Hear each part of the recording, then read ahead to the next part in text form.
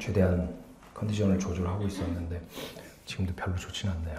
그래서 넥타이를 메고 왔는데 넥타이를 풀고 올라왔어요. 지금 숨이 안 쉬어져가지고 넥타이를 메고 있으니까. 그래도 해본 데까지 해봅시다. 뭐 권사님이 뭐 여기서 죽으라는데 뭐 손에 지금 땀이 너무 많이 나는데. 자, 여러분들 신앙생활 어떻게 발버둥 열심히 치고 계십니까? 잘 되시는 분들도 있고 안 되시는 분들도 있고 여러 가지 이유로 이 발버둥에 아직 참여하지 못하시는 분들이 있을 것입니다. 중요한 거는 우리가 이 발버둥에 되게 진지한 태도로 임해야 된다는 거예요, 여러분들.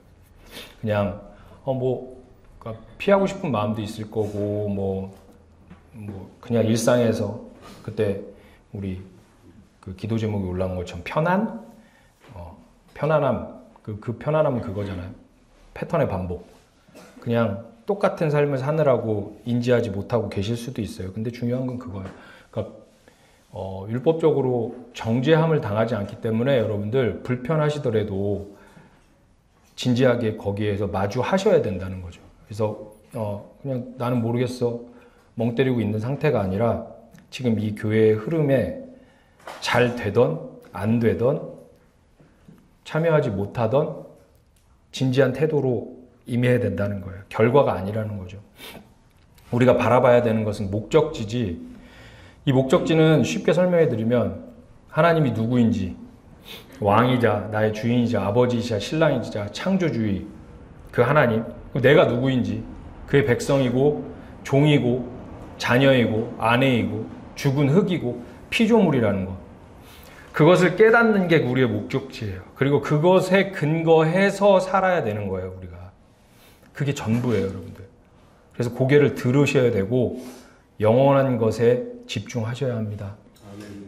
계속 이야기하는 것 중에 하나인데 정말 영원한 것에 집중하셔야 합니다.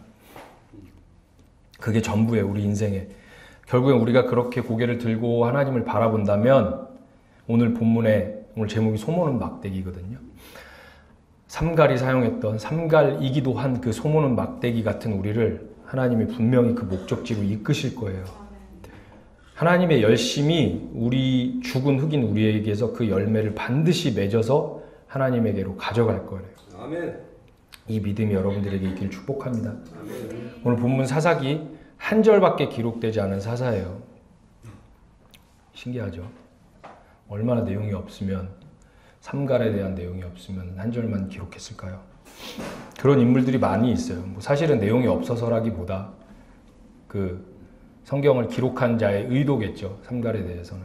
오늘 한 절 보면, 그래서 예상을 할 수밖에 없는 거예요. 항상 내용이 없고 정보가 없으면 추측을 할 수 있는데, 학자들은 견해가 여러 개 있어요. 중요하진 않지만 그냥 대충 이야기를 해드리면, 삼손 이후 원래 배치되어 있었던 에피소드를 여러 가지 이유에서 여기다 편집했다. 아니면 사무엘 하 23장에 삼마라는 인물이 나오는데 동일 인물일 것이다. 여러 가지 견해가 있어요. 근데 저희는 아시잖아요, 여러분들. 이제 수준이 있으시니까. 성경은 오직 구속사에 대한 얘기예요. 히스토리.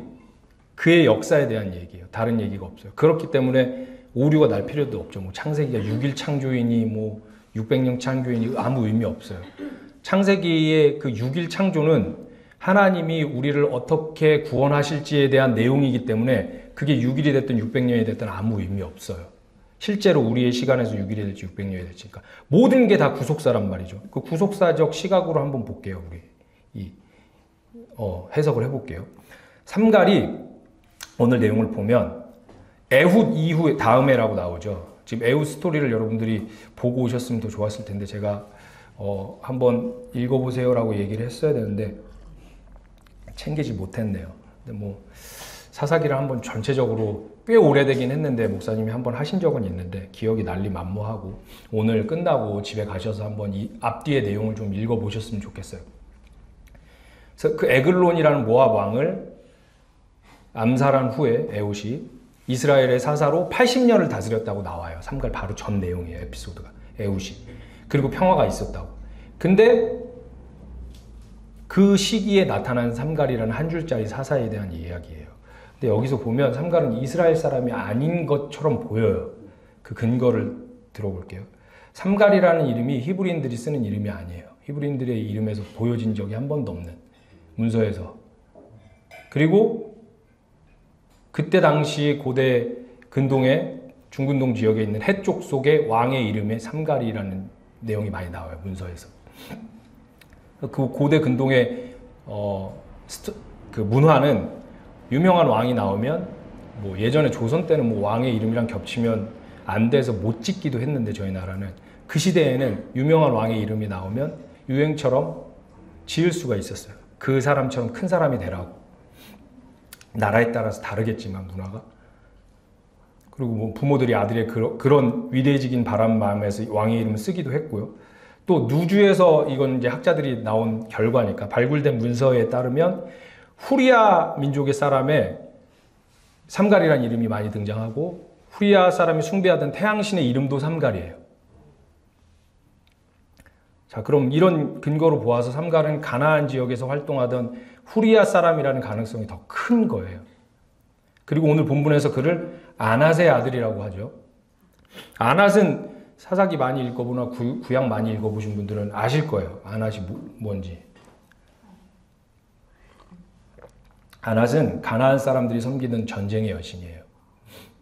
다산의 여신이고요. 그래서 사사기 1장 33절에 벳 아낫이라고 나와요. 그러면 삼갈은 아낫의 아들이다. 정리 한번 해볼게요. 삼갈은 히브리 사람이 아니고 이방인이고 우상을 섬기던 자이고 한마디로 결국에는 여기까지 오면 이제 여러분들 수준이 높아서 아실 거예요. 성경의 인물들은 다 똑같아요. 하나같이 자격이 없는데 하나님이 은혜로 하나님의 열심으로 택해서 그의 하늘에 신령한 성령이 루아흐가 충만하게 임재하면 대단한 일을 하는 거예요. 그러니까 하나님만 드러나는 거예요. 삼갈은 자랑할 수가 없어요. 모든 인물들이 그래요. 성경에서. 자격 없는 사람이 오늘 삼갈을 표현해 주는 단어가 그거잖아요. 소모는 막대기. 삼갈이 소모는 막대기로 블레셋을 다 쳐부셨대요. 삼손에도 나오잖아요. 뭐 당나귀 턱뼈 뭐 이런 걸로. 계속 나오는 거예요. 블레셋은 여러분들 철기 문명이 있던 그 철병거 예전에 얘기한 적 있죠. 철병거를 갖고 있는 철기 문명의 나라예요. 근데 소모는 막대기로 뭐 우리가 어렸을 때 생각하면 뭐 마법같이 하나님이 능력을 하면 소모는 막대기가 부러지지 않으니까 그 막대기로 막 때려가지고 철도 부시고 해서 뭐 이겼겠지라고 생각할 수 있는데 그런 거 아니죠. 성경의 저자는 그걸 알려주고 싶은 거죠. 그 철기 문명이란 거대한 부서질 수 없는 뛰어난 그 문명도 하나님이 하시면 그 막대기로도 승리할 수 있다. 하나님의 전쟁은 그렇게 승리한다라는 걸 보여주기 위한 거죠. 그래서 삼갈은 본인이 썼던 무기가 소모는 막대기이기도 하지만 삼갈 자체가 소모는 막대기 같은 자라는 거예요. 그런 소모는 막대기 같은 자가 하나님 손에 들려서 쓰임이니까 블레셋이 혼비백산하더라 라는 게 오늘 한 절의 내용입니다. 다 했네요. 오늘 한 절 갖고 이제 그만할까요? 이거 오늘의 내용이에요.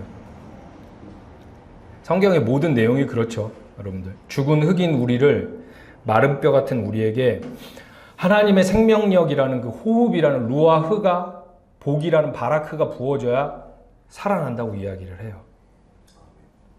그리고 그 생명을 받은 자가 또 생명을 줄 수 있는 거예요. 생명이 생명을 낳고. 그러니까 나사로 사건 보시면 예수님이 일부러 죽이시잖아요. 죽기 전에 병 들었을 때 먼저 가서 살릴 수 있는데 죽여요. 기다리신다고요. 죽기를. 그리고 그래서 그 얘기 하잖아요. 말에다가 왜 이렇게 늦게 오셨냐고. 주님이 오셨으면 우리 오빠가 죽지 않았을 것이다. 이렇게 얘기를 해요. 그때 예수님이 그거잖아. 나는 부활이요 생명이니를 알려주고 싶어서 한 에피소드잖아요. 예수님이 나사로 친해서 나사로만 살렸으면 너무 웃긴 거고 편파적인 것이 공평하지 않으신 분이고 그 능력을 발휘하고 싶어서 자랑하고 싶었으면 수많은 죽은 자를 살렸을 거예요. 물론 기록에 없지만 뭐 여러 명을 살렸을 수도 있는데 없어요. 몇 명 살리지 않았어요. 다 의도가 있기 때문에 예수님이 생명이라고 얘기하죠. 예수님이 호흡이라고, 예수님이 복이라고.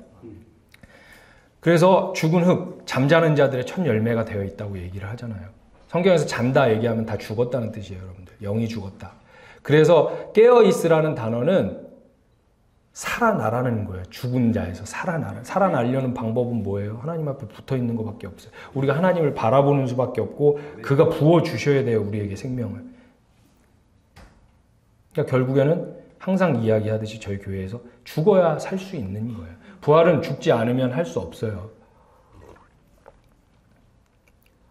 죽은 흑임을 아는 그 철저한 자기 부인의 자리로 내려가야지 그 다음에 복음이라는 게 필요하게 되는 거예요, 여러분들. 내가 죽은 흑임을 모르는 사람은 그 생명력을 그렇게까지 원하지 않아요. 왜냐하면 도움만 좀 주시면 될 것 같거든요, 하나님이. 날 좀 도와주시면 내가 선행을 조금 할 수 있을 것 같고, 그게 일반적인 종교예요. 근데 나는 나에겐 희망이 없어. 난 죽었어. 하나님이 살려주셔야지만 살아나. 라는 사람에게 복음이 되는 거예요. 이 구원의 이야기가.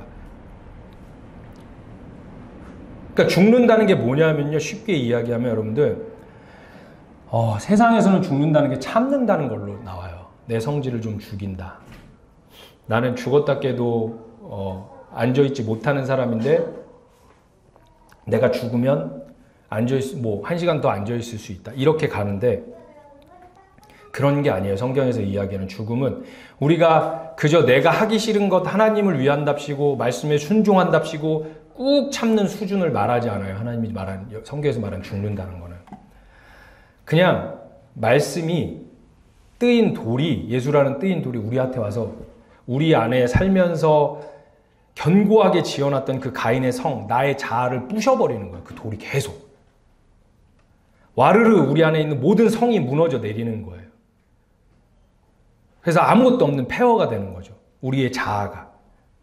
철저하게 내 존재가 아무 가능성이 없는 죽은 흙이라는 게 알아지고 그것을 깨닫게 돼서 하나님, 나는 하나님 없이는 1분 1초도 살 수 없는 존재입니다. 라고 이야기하는 거를 죽는다고 얘기하는 거예요, 여러분들. 그런 사람들한테 문득문득 자연스럽게 오래 참음도 나오고 순종도 나오는 거예요. 결국 성경은 한 사람의 인물을 가지고 이것을 설명하고 있어요. 오늘 그 소모는 막대기처럼 모세의 지팡이도 마찬가지예요. 보잘것없는 막대기가 하나님께 쓰임 받으면 엄청난 능력을 발휘하게 되는 거예요. 이게 모든 성경의 내용입니다, 여러분들. 근데 오늘 사실 이야기는 하고 싶은 얘기가 이게 아닌데 또 길어졌네요. 지금 숨이 껄떡껄떡 지금 말하는데 너무 힘든데 여기서 끝내도 되나요? 거기서 죽어야지. 중요한 얘기를 하나도 안 했는데. 자, 갈 때까지 한번 가보겠습니다.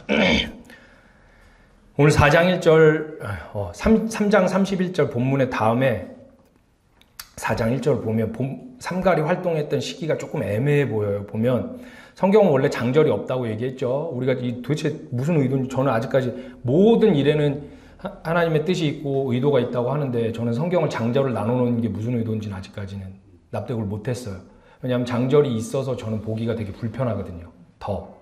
자꾸 끊어서 보게 되고 한 패러그래프만 띄어서 보니까 오해가 생기고 통으로 보면 되게 이해가 가는데 그 책 많이 보신 분들 아시잖아요. 서론, 본론, 결론을 알게 되니까 사사기를 그냥 1장부터 끝장까지 한 번에 통으로 봐버리면 무슨 얘기를 하고 싶은지가 그냥 들어오는데 이거를 다 이렇게 끊어서 보니까 이해가 안 가는 거예요. 원래 장절이 없어요. 그럼 이어지는 거죠. 오늘 4장이랑. 그러면 에훗 다음에는 이라고 거기 31절에 나오죠. 에훗 다음에는. 4장 1절에는 에훗이 죽은 뒤에는 이렇게 나오네요. 장절이 없는 상태에서 쭉 읽으면 에훗 다음에 오늘 본문에 삼갈이 활동했다고 나오는데 그 다음 절에는 에훗이 죽자 드보라가 사사가 되었다라고 이 쭉 4장에 나와요. 그러면 31절에 있는 에훗의 다음에라는 어구와 4장 1절에 있는 에훗이 죽은 뒤에 이스라엘의 선 사사는 드보라란 말이 다른 말이라는 게 나오게 되는 거예요. 그러면 삼갈은 에훗이 죽기 전에 에훗이 에글론을 죽인 다음에 라는 뜻이 되는 거예요. 쉽게 말하면 에훗이 에글론을 죽이고 80년을 평화롭게 다스릴 시기에 활동했던 사사라는 거예요. 에훗이 죽기 전에. 그렇잖아요. 뭐냐면 사사는 죽기까지 활동을 하잖아요. 에훗을 죽이고 은퇴하는 게 아니잖아요. 아니, 그 에글론을 죽이고 에훗이. 근데 그러면 쉽게 말해서 한 번에 2명의 사사가 활동을 했다는 거예요. 여기에는 지금. 그게 도대체 무슨 의미일까요? 사사기의 전체 내용은 통으로 한번 보세요. 여러분들 사사기가. 인간의 불가능함과 무력함을 계속 폭로해요. 사사기는. 너네는 안 돼. 나 없으면 안 돼. 나 없으면 아무것도 못 해. 너네가, 이게 부모의 마음이에요. 어린아이한테. 좀 컸다고 열심히 자기 스스로 뭔가를 하고 부모한테 요거 도와주세요 라고 하려고 하는데, 아니야. 너네는 갓난아기야. 엄마 밥 줘. 엄마 기저귀 갈아줘. 를 안 하면 아무것도 할 수 없어. 를 성경 전체에서 계속 얘기해요. 왜 그런지 보여줄게 라고 하면서 인물들의 인생을 보여주고, 그리고 내가 개입해서 어떻게 하는지를 보여주는 거예요. 사사기도 마찬가지예요. 한번 이 전까지 한번 싹 대충 훑어볼게요. 여호수아가 죽은 후에 이제 그 여호수아기 끝나죠. 가나안 전쟁하면서 이스라엘이 물어요. 이제 그럼 도대체 하나님 누가 올라가서 싸웁니까? 라고 했을 때 하나님께서 유다 지파야 올라가라. 그 손에 내가 가나안을 붙였다. 라고 이야기를 하죠. 그럼 이제 또 인간의 우리는 유다 지파가 뭔가 잘났나? 아니면 하나님 앞에 순종했나? 뭔가 작은 좋은 모습이 있나? 라고 생각할 거예요. 한번 생각해 보세요. 유다 지파가 왜 장자 지파가 됐죠? 유다 지파 유다가 넷째거든요. 야곱의 12아들 중에 넷째예요. 첫째 아들 루벤, 둘째 아들 레위, 시몬, 셋째 아들 레위, 넷째 아들 유다예요. 유다는 아무것도 한 게 없어요. 유다 되게 잔인한 애고요. 그 요셉 할 때도 리딩도 사실 유다가 했을 거라고 다들 학자들도 이야기하고, 루벤이 첫째 아들이 아버지의 첩이랑 불륜을 해가지고 탈락되고, 시므온이랑 레위가 여동생 디나 성폭행 사건 때 잔인하게 세겜 애들 쳐 죽여서 탈락을 해서 공짜로 얻은 자리예요. 이게 계속 성경에 보여주는 거예요. 너가 지금 너 됨은 하나님의 은혜라는 걸 계속 보여주는 거예요. 유다라는 것도. 그래서 하나님만 찬양할 수밖에 없어요. 성도는. 모든 것이 은혜라고밖에 얘기할 수 없고 하나님의 열심이라고밖에 얘기할 수가 없는 거예요. 그래서 유다의 후손으로 오실 예수 그리스도께서 하시는 그 전쟁에 이스라엘이 전체가 같이 구원받는다라는 걸 보여주는 거예요. 여기서도 마찬가지로. 유다 지파가 올라가서 싸워서 이기면 나머지 지파들이 다 같이 구원받는다. 결국은 이 사건으로 하나님의 열심을 또 보여주시는 거고요. 그리고 그 다음 에피소드인 길갈과 보김의 사건을 통해서 또 하나님의 열심을 보여주세요. 이거 나중에 사사기를 저희 안 올렸나? 제가 한번 찾아보고 옛날에 목사님이 했던 거 있으면 다시 업로드를 할 테니까 한번 사사기 한번 쫙 들어보세요. 그리고 나서 갈렙의 사위 온니엘의 에피소드가 나오는데, 그 온니엘도 마찬가지예요. 똑같아요. 갈렙이라는 최고의 집안이잖아요. 여호수아 갈렙이 누구예요, 여러분들? 1세대들은 다 못 들어갔는데 유일하게 들어간 1세대예요. 믿음으로. 뭐 여호수아는 리더라고 쳐도 갈렙은 이산지를 내게 주소서.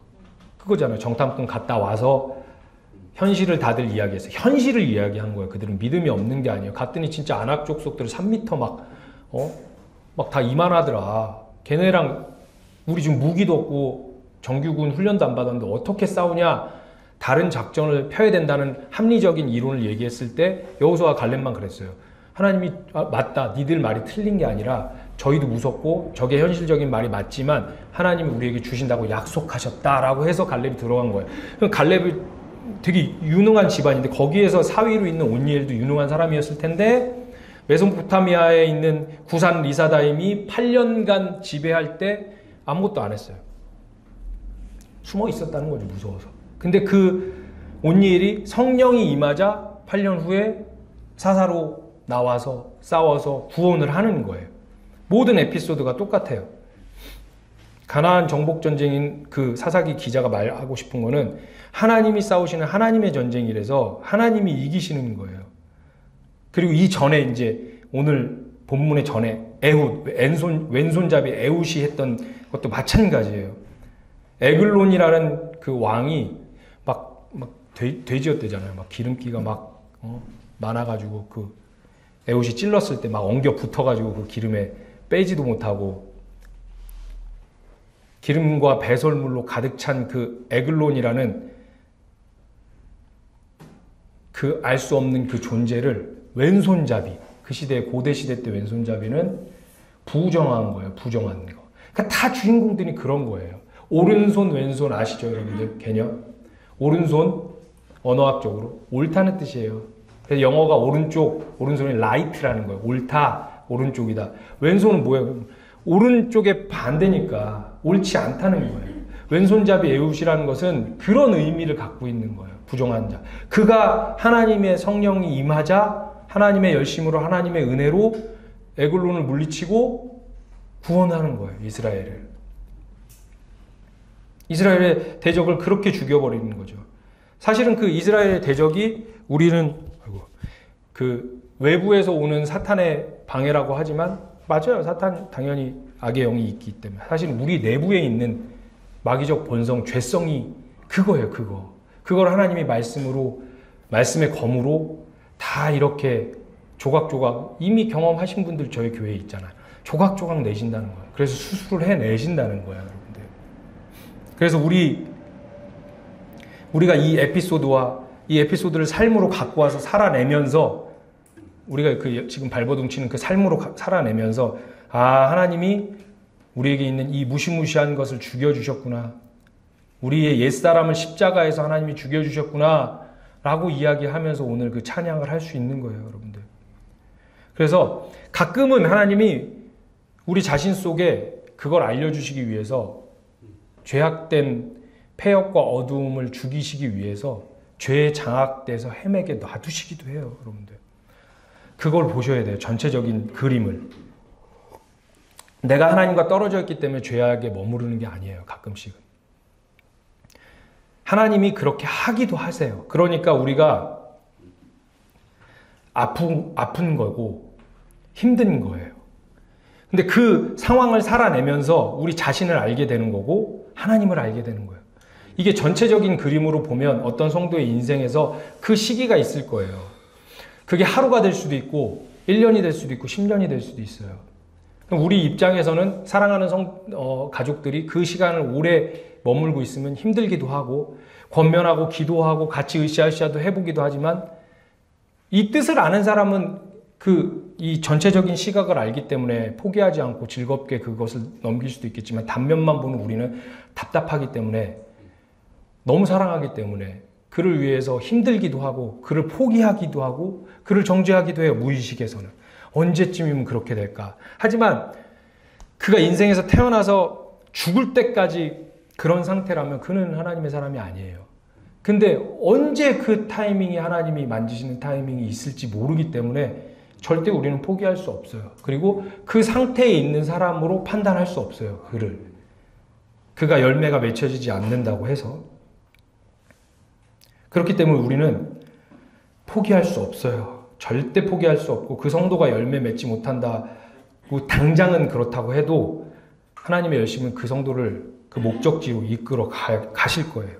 그리고 그가 분명히 열매 맺는 경험을 할 것이고 그게 교회에서 드러날 거예요. 그리고 그것으로 인해서 하나님의 열심을 우리가 보게 될 거고 그가 하나님의 영광을 드러낸 그 영광의 진짜 주체가 되는 거예요. 태양을 비치는 달처럼. 결국 이 말은 우리가 예수 믿고 점점 더 악해진다는 게 아니라 예수를 믿으면 믿을수록 우리가 도대체 누군지 진짜 악이 우리가 생각하는 그 세상의 악이 아니라 진짜 악이 이거였구나. 숨어 있었던 내 안에 있던 악이 그거를 밝히 보게 해주신다는 거예요. 사사기 전체가 계속 그래요. 이게 성경 전체의 내용이고요. 창세기의 첫 창조가 여러분들 뭐예요? 하나님이 창세기 보시면 첫 창조를 뭘 하시죠? 액션을 처음에 뭘 취하세요? 제일 먼저 취했던 게 창세기 1장 2절이에요.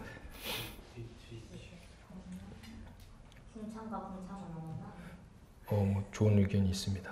궁창과 궁창을 나누시기도 하셨고 빛이 있으라고 하셨어요. 근데 잘 보시면 뭘 하시냐면 혼돈과 흑암과 공허를 하나님의 영인 루아흐 성령, 하나님의 영, 호흡, 생명 그게 수면 위를 운행하시니라가 첫 번째 액션이에요. 이게 성경 전체의 내용이에요. 그냥 혼돈, 바벨이죠. 흑암, 빛이 없음이에요. 하나님의 부재, 공허, 무적행, 계시록에 나오는 끝이 없는 바닥이에요. 계속 떨어지는 거예요. 그게 공허해요. 채울 수 없어요. 사람으로도 채울 수 없고, 강아지로도 채울 수 없고, 부모로도 채울 수 없고, 남편으로도, 신랑으로도, 돈으로도, 명예로도 잠깐 채워지지만 채워지지 않아요. 끝이 없이 떨어지는 거예요. 그게 무적행이라는 거예요. 바닥이 없는 공허. 그 상태를 말해요. 하나님이 없는 상태. 그거를 하나님이 수면 위를 운행하시니라. 이게 뭐냐면 그때 얘기했죠. 히브리어 원어로 알을 품다. 하나님 품는 거예요. 예수님이 계속 얘기하시지. 예루살렘아 예루살렘아 내가 암탉이 알을 품듯이 너희를 불렀다. 거듭남 얘기할 때 얘기했죠, 여러분들. 은혜로 사랑으로 말씀으로 품어서 다시 태어나게 하는 거를 창조라고 이야기한다는 거예요, 성경에서. 그걸 창조래요. 하나님이 지금 다 만들어 놨다고 창조가 아니에요. 하나님의 백성들만 따로 불러서 거듭나게 만드시는 걸 창조라고 얘기해요. 그 창조의 결말은 계시록에 나오는 거죠. 여기에서 이어지는 이야기가 삼갈의 이야기예요, 여러분들. 오늘 삼갈의 이야기는 태평한 시대라고 이야기를 해요. 80년 동안 평온했다고 이야기를 해요. 근데 삼갈은 전쟁이죠. 이 태평한 시대에 전쟁이 나오는 거예요. 두 가지를, 그래서 두 사사에 대한 이야기를 보여주는 거죠. 우리가 아는 평화는 항상 평화로운 상태, 편안한 상태, 무슨 에피소드가, 특별한 에피소드가 없는 상태를 세상에선 이야기해요. 근데 태평한 시대라고 하는데 왜 전쟁이 있는 걸까요? 5장의 드보라의 노래에도 이런 얘기가 나와요. 5장 6절에. 위험한 상황이기에 이때는 뒷길로만 다녔다고 해요. 도대체 뒷길로만 숨어 다니는 이 상황이 왜 피스라고 이야기를 할까요? 성경이 이야기하는 바는 이게 바로 이 역사라는, 하나님의 역사라는 그 역사 속에서, 시간 속에서의 교회의 실존인 거예요. 영원이라는 하나님의 시간 속에는 교회는 완성이 돼 있어요, 이미. 항상 하지만. 이 개념이 항상 있으셔야 돼요, 여러분들.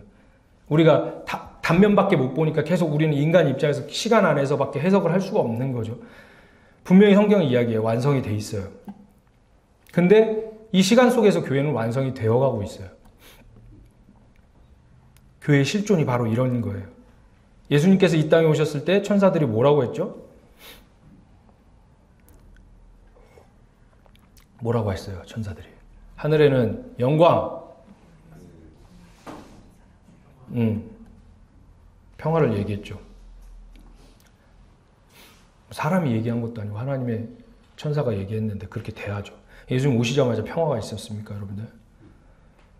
예수님 오심으로써 헤롯의 죄이긴 하지만 애들 다 도륙당하고 곡소리 났어요, 이스라엘 전체에. 전혀 평화, 우리가 그 생각했던 그 국어사전에서 정의하고 있는 평화가 아니에요. 예수님이 제자들에게 항상 했던 인사도 평강이 있을지어다. 평강이 있을지어다. 신인 분이 있을지어다. 선포잖아요. 평강이 있었나요? 예수님은 능력이 없는 사람인가요? 거짓말쟁이인가요? 제자들의 인생에 평강이 있었습니까? 전부 순교당했죠. 맨날 돌 맞고 모함당하고, 그들이 성령을 받고 이제 복음을 살아낼 때 저기서 맞고 여기서 맞고 오해받고, 평강이 있을지어다, 평강이 있을지어다 그렇게 빌어줬는데 도대체 왜 성도는 그렇게 삽니까? 사도 바울도 마찬가지. 매 서신에서 첫 번째 평화를 빌어줘요. 근데 그 평화를 빌었던 사도 바울도, 그 편지를 받는 교회의 성도들도 우리가 흔히 생각하는 평강이나 평화는 없었어요. 사도 바울 맨날 40에 하나 감한매를 자주 맞고, 매일 굶고, 잠 못 자고, 배 파손되고, 근데 자신도 평화롭지 못했는데 항상 평강을 빌어줬어요. 도대체 무슨 평강입니까? 근데 이렇게까지 평강이 많이 나오면 이 근거로 추측해 볼 때 우리 성도의 인생에서 정말 중요한 표지가 평화, 평강, 평안, 헬라어 에이레네라는 것을 알 수 있어요. 되게 중요한 거구나. 계속 예수님이 빌어주고 사도 바울이 부르주고. 그러니까 결국에는 성도인 저와 여러분이 삶이 평화로워야 된다는 거예요. 평강 속에서 지내야 된다는 거예요. 실제로 그렇습니까, 여러분들? 여러분들, 저와 여러분들 인생을 한번 볼게요. 전투와 전투 속에서 날마다 머리가 빠지게 살고 있어요. 자, 이거는 두 가지로 나눌 수 있죠. 그냥 뭐 세상에서 가인의 성을 쌓고 있는 사람들은 그렇게 살기 위해서 피곤해서, 또 성도들이 한해서는 발버둥을 치고 있기 때문에. 도대체 이게 뭐냐는 거예요, 여러분들.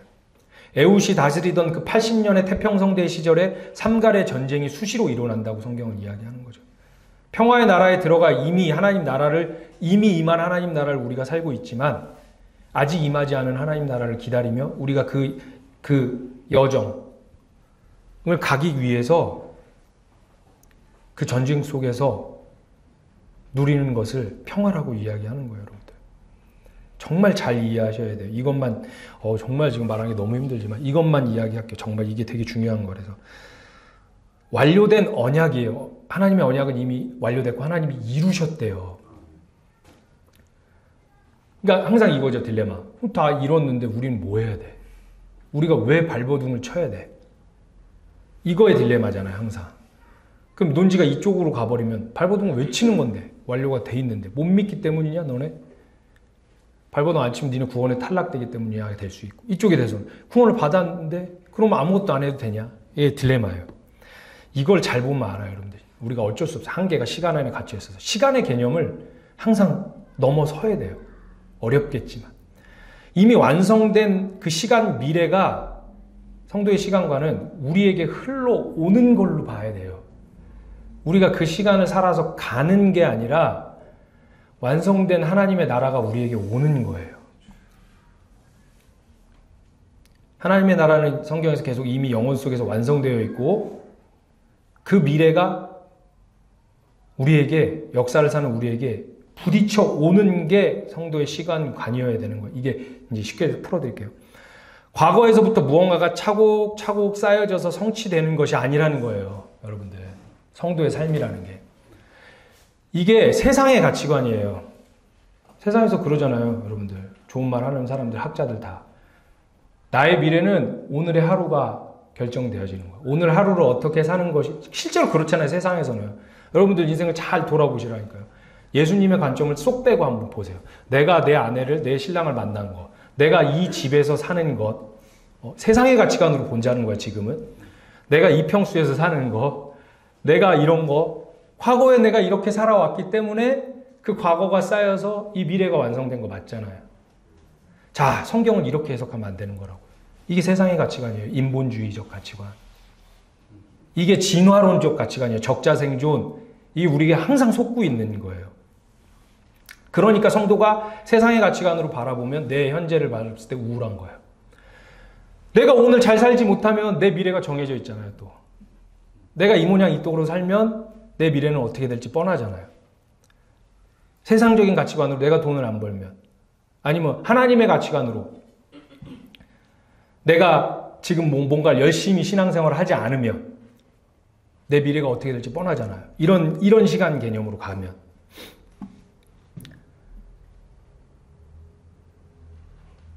결국엔 내 과거가 쌓여서 나라는 자아가 규정이 된다는 거예요. 이 세상의 가치관은. 근데 성경은 계속 얘기하는 게, 저와 여러분은 이미 완성된 미래가 있대요. 그 미래가 우리한테 부딪혀 오는 거예요. 그러니까 우리는 이 시간 개념을 믿고 바라본다면 천국에서 이미 완성된 내가 나를 기다리고 있는 거예요, 여러분들. 우리가 이 삶을 살아냈을 때 그와 함께 하는 거예요. 문 열고 나오면 마주치는 거예요, 여러분들. 그렇기 때문에 이것을 아는 사람이 그 어떤 상황 속에서도 당황하지 않을 수 있는 거예요. 바울이 얘기했던 가난에도 처할 수 있고 부에도 처할 수 있고, 결과된 완성된 나를 알기 때문에, 사람이기 때문에 지금 당장은 고통스러워서 힘들 수는 있지나 뿌리가 근간이 흔들리지 않는다는 거예요. 하나님이 분명히 나를 그곳으로 이끌 것을 알기 때문에 하늘을 바라봐야겠죠. 그렇기 때문에 내가 몸부림을 칠 수 있는 거예요. 그 시간을 모르는 사람들은 몸부림치다가 실패를 한 10번 이상 경험하면 못해요. 이제 더 이상 일어날 힘이 없어요. 근데 오늘도 얘기했듯이 하나님은 분명히 뜨인 돌로서 우리의 자아를 다 부신다고 얘기했잖아요. 성공할 때가 있어요. 하나님이 내 안에 계시니까. 아, 그러면 하나님이 나와 함께 하시니까 내가 이 삶을 살아내는구나가 알게 되는 거고, 실패할 때가 있어요. 이게 실패가 반복되면서 점점 떠나가게 되는 거거든요. 사람은. 신앙이라는 것을. 불편하니까. 또 실패할까 봐.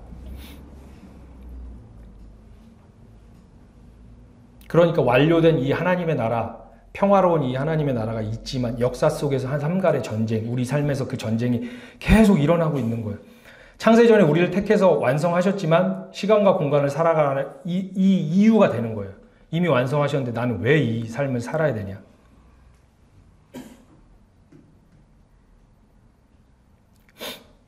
삼갈의 이 전쟁 속에서 하나님이 성령이신 예수를 우리 안에 보내시오. 성령은 그리스도의 영이에요. 예수를 우리 안에 보내세요. 그래서 그 깨달음으로, 교훈으로 이 속에서 우리를 구원해 내신다는 거죠. 삼갈의 에피소드처럼. 에우세 시대의 평화의 에우세 시대의 평화와 삼갈의 시대의 전쟁이 같이 담고 있는 메시지인 거예요. 우리가 왜 이렇게 살 수밖에 없는지에 대해서. 그러니까 요거를 좀 버리시면 자유하실 수가 있어요. 예수 믿는 사람은 다 완벽해야 된다. 예수 믿는 사람은 다 잘 돼야 된다. 예수 믿는 사람은 모든 사람의 칭찬을 받아야 된다. 그렇지 않아요. 성경은 그렇게 얘기하지 않습니다, 여러분들. 매일매일이 에피소드예요. 그러면 예수 믿는 사람, 이게 그거예요. 이 수직적인 구원론, 성화론. 오늘 말고 뭉쳐서 오늘보다 더 나은 내일, 조금 더 하나님 앞에. 그래서 완성이 이 지구에서 됐으면 그 사람은 죽어야 되는 거예요. 끝났으니까. 그런 게 아니라 하나님이 정해놓은 그 여러분들의 그 인생의 시간 속에서 매일매일 이 에피소드를 계속 경험하는 거예요. 왜냐하면 인간은 까먹거든요, 여러분들. 쉽게 까먹어요. 그러니까 결국에는 소모는 막대기가 나라는 것을 아셔야 되는 거예요, 여러분들. 그리고 원래 먼저 소모는 막대기로 그 낮은 자의 마음으로 오셨던 예수님을 그대로 그 길을 따라서 가는 거예요.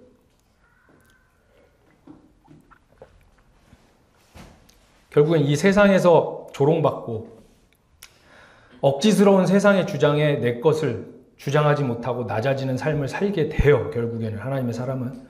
우리 능력으로 때려 죽여도 못하는데 하나님이 그쪽으로 계속 밀어버리세요. 어쩔 수 없이 그렇게 살게 만들어 버리시는 거죠. 그래서 저와 여러분이 예수님처럼 그런 삼갈 소모는 막대기가 되어버리는 거예요. 그러면 세상 입장에선 그건 평강이 아니라 혼돈이고 패배라고 이야기해요. 야, 너나 예수 믿어. 저희 주위에서 항상 하는 얘기예요. 야, 예수 믿는 사람이 잘 살아야지.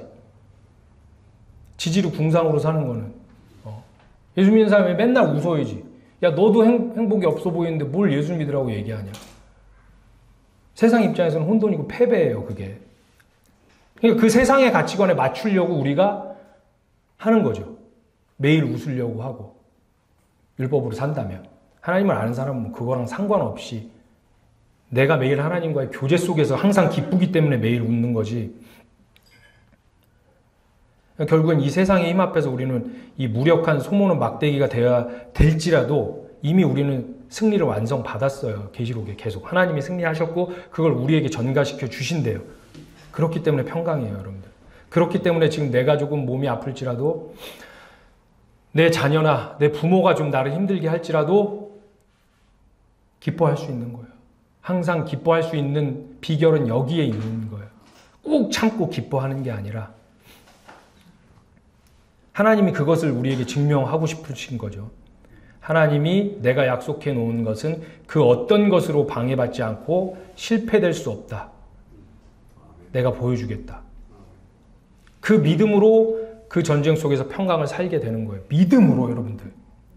우리가 단면만 보기 때문에 슬픈 거예요. 안 보이니까 내일이. 그러니까 사주도 궁금하고 내일은 무슨 일이 일어날까. 3D로 보는 사람은 보이잖아요. 너무 신기하잖아요. 오늘 죽음이 깔떡깔떡 했던 사람이 내일은 얼마 전에 TV에서 아우슈비츠 수용소 이야기를 들었는데 독일에서 2차 세계대전 때 유대인들 잡아가지고 학살할 때 홀로코스트 때 되게 이탈리아에서 유명했던 작가가 있는데 44년에 잡혀가서 거의 죽을 뻔했대. 언제 끝나죠? 2차 대전 종전이? 45년이에요. 45년 8월 15일날 광복절이잖아요. 저희. 그러니까 전체를 보면 1년밖에 고생 안 했네 이렇잖아요. 우린 입장에서. 1년만 참으면 끝나겠다. 우리는 아니까 이 전지적 시점을. 그 사람 입장에서는 44년에 내년이 올 거라고 생각했을까요? 그러니까 단면만 보는 우리 입장에서는 이럴 수밖에 없는 거예요. 그러니까 불안한 거죠. 그러니까 두려운 거고 힘든 거예요. 근데 그 단면을 뛰어넘어서 볼 수 있는 눈은 성경에서 믿음으로래요. 믿음으로 볼 수 있대요. 그 미래를. 하나님이 어떻게 하실 것인지를 우리 교회에, 우리 삶에, 우리 가정에 내가 내일 어떻게 될지에 대해서 하나님이 하실 그 일을 볼 수 있는 건 믿음밖에 없대요. 반주 부탁드립니다. 저를 포함해서 우리 교회 여러분들이 각각 고통스럽고 힘든 현실을 지나가는 분들이 계세요, 지금. 한 치 앞도 알 수 없고 단면밖에 볼 수 없어요, 지금. 너무 힘들어요. 힘들어서 퍼져 있을 수도 있어요. 아무것도 안 할 수도 있어요. 힘들어서 바쁨을 가장해서 회피할 수도 있어요. 근데 힘들어도 맞서고 계신 분들도 있어요. 다 좋아요. 하나님의 자녀라면 하나님이 함께 하세요. 그것을 믿어야 되는 거예요.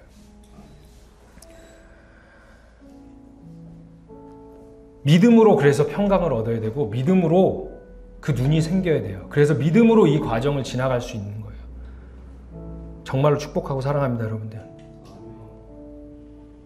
이 역사 속에서는 절대로 아무 일도 없는 무사 안일한 평강이 올 수가 없대요, 성경은. 여호와의 증인들이 얘기하는 거예요. 이 땅에 완벽한 유토피아. 유토피아 예전에 얘기했잖아요, 헬라어로. 없다, 토피아. 그런 곳은 없다요, 유토피아가.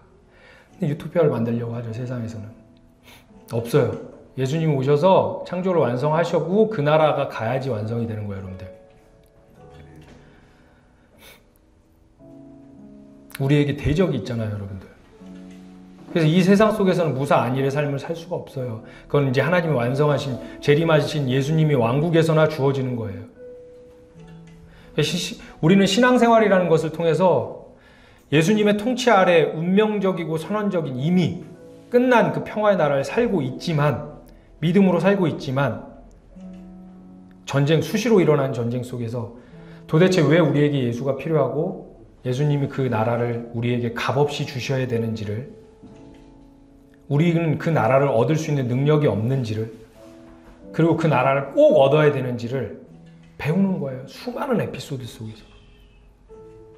그리고 육신의 죽음이라는, 아까 그 죽음에 대해서 얘기했잖아요. 내가 그냥 한번 참는 거 말고 하나님의 말씀으로 우리를 계속 부셔가실 때, 자아를 부셔가실 때 다 부서져서 없는 바닥, 그 죽음이란 통해서 철저하게 배우는 거예요. 자기 부인으로. 이 세상의 가치관으로 그 자기 부인은 소모는 막대기처럼 볼품없는 모습이에요. 세상에서는 자기 개발이에요. 자기 부인이 아니에요. 그래서 우리는 함께 할 수가 없어요.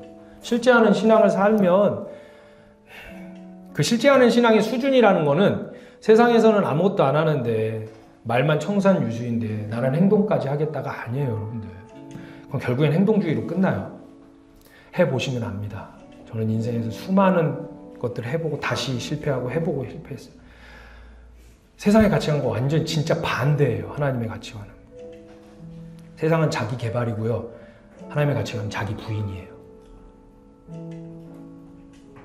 그런 소모는 하찮은 막대기가 바로 우리가 세상에서 그런 취급을 받게 되고 그렇게 떠밀려 내려가는 거예요. 그게 우리의 육신의 죽음의 현장이라고 얘기하는 거예요. 거기에 하나님이 생명력을 부어 넣으실 때 사는 거예요. 부활하는 거예요, 여러분들.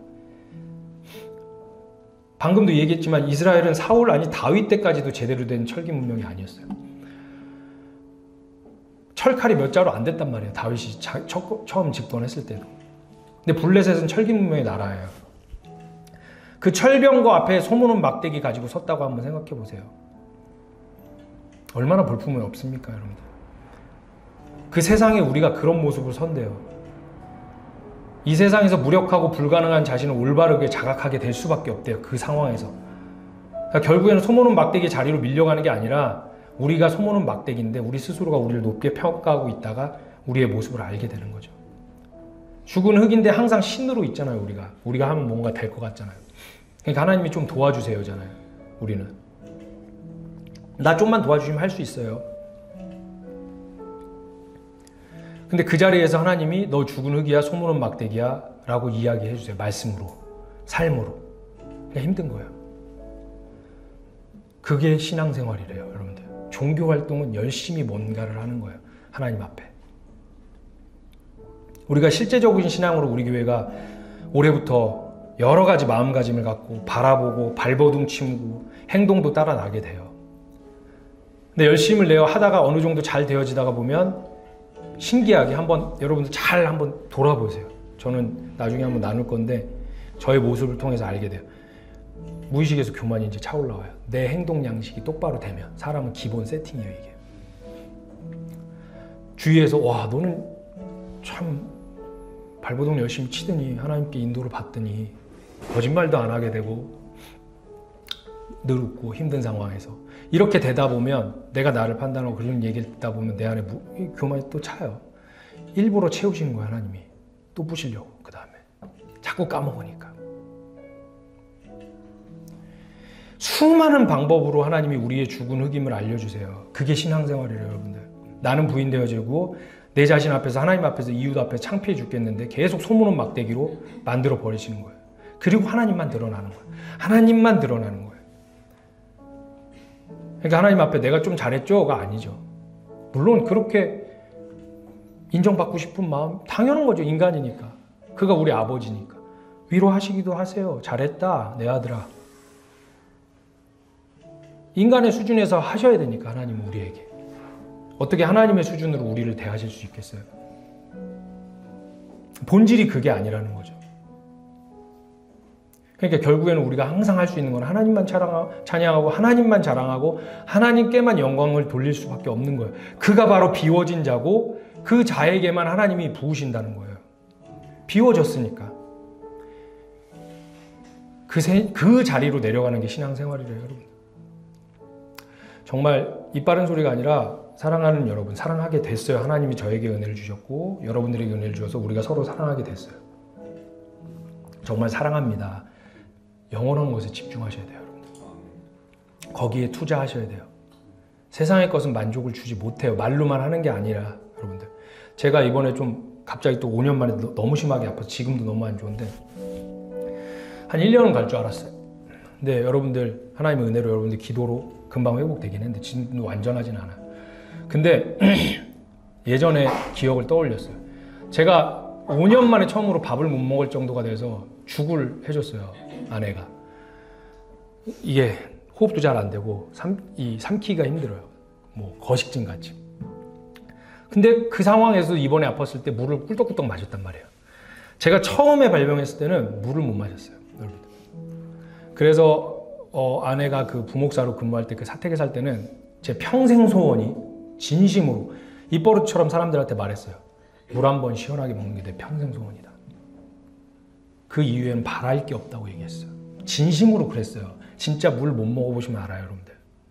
다 필요 없어요. 진짜 물 한 번 꿀떡꿀떡 시원하게 먹는 게 내 평생의 소원이 돼요. 이루어졌잖아요? 만족하지 못해요, 여러분들. 절대로. 감사도 없고 만족도 못해요. 또 다른 게, 그럼 이제 밥을 먹었으면 좋겠다. 밥 맛있게 먹어요. 안 돼요. 이거 무슨 얘기하고 싶은지 아시죠? 이제 어른이라서. 나 큰 욕심 없어. 요거 조금만 업그레이드 시키고 그만할게. 나 일 요거 좀 더해서 요거 조금만 업그레이드 시키고 그만하고 이제 그 다음부터 영적인 것에 투자할게. 안 된다는 거예요, 여러분들. 오늘 이 시간 내려놓길 바라요. 진짜 내려놓길 축복해요. 끝이 없어요. 그 수준에 가면 또 다른 걸 바라봐요, 인간은. 그만하세요. 그것 위해서 살지 말아요. 하늘의 것을 위해서 온 힘을 쓰시라는 거예요. 투자하시라는 거예요. 종목이 나왔어요. 이거 100% 이건 최고의 종목이에요. 어떻게 하실 거예요? 다 털어서 사야죠. 하늘의 것을 위해서 시간과 뭐 물질과 뭐 나의 열심과 나의 모든 것을 투자하시라고요, 여러분들. 신앙은 율법주의처럼 행동 양식이 아니에요, 여러분들. 바라봄이에요. 바라봄. 어디를 보고 어디에 관심을 두고 어디에 가치, 무엇이 나에게 가치가 있는지. 그런 사람은 실패하고 넘어질지라도 결국엔 그 자리로 다시 오게 되어 있어요, 여러분들. 정말 하늘에 관심 두셔야 돼요, 여러분들. 속지 마세요. 없어지고 썩어지고 영원하지 않는 것에 속지 마세요. 우리 힘의 근거는 바로 하나님이에요, 여러분들. 하나님의 도우심으로 이 세상을 잘 살게 되는 게 아니라, 하나님의 도우심으로 우리가 율법을 잘 지키게 되는 게 아니라, 발버둥을 잘 치게 되는 게 아니라, 근본에 우리의 힘이 하나님이기 때문에 이 세상에서 잘 살던 못 살던, 병이 있던 아프던 안 아프던, 치료가 되던 안 되던 살 수 있는 거예요. 그 힘이 나에게 하나님이니까, 여러분들. 아무 문제가 되지 않는 거예요, 여러분들. 바로 그 힘이 있기에, 여러분들. 저와 여러분이 오늘부터 그런 사람이 되기를 희망합니다. 소원합니다. 축복합니다. 분명히 하나님이 성도라면 여러분들 그 자리로 이끄실 겁니다. 그런 신실하신 하나님의 약속을 믿고 믿음의 눈으로 이 고난을 잘 돌파하면서 발버둥 치시면서 하나님의 열매 맺는 우리 예배하는 교회 되기를 주님의 이름으로 축복하며 기도하겠습니다. 하나님 감사합니다. 인간의 말로 했던 말들은 다 지워주시고 성령께서 저와 우리 식구들에게 필요한 말씀을 각 사람의 분량에 맞게 마음에 박아주시고 열매로 맺혀질 수 있도록 주님 은혜 베풀어 주시옵소서. 예수님의 핏값으로 사신 정말 귀한 성도들 오늘도 힘겹게 삼갈의 전쟁을 하고 있습니다. 아버지, 이 전쟁 속에서 에웃의 평화를 누리는 그런 하나님의 교회, 하나님의 성도들 될 수 있도록 이번 한 주도 그리스도 예수의 보혈로 덮어주시고 지켜보호하여 주시옵소서. 감사하며 축복하며 살아계신 예수 그리스도의 이름으로 기도하옵나이다. 아멘.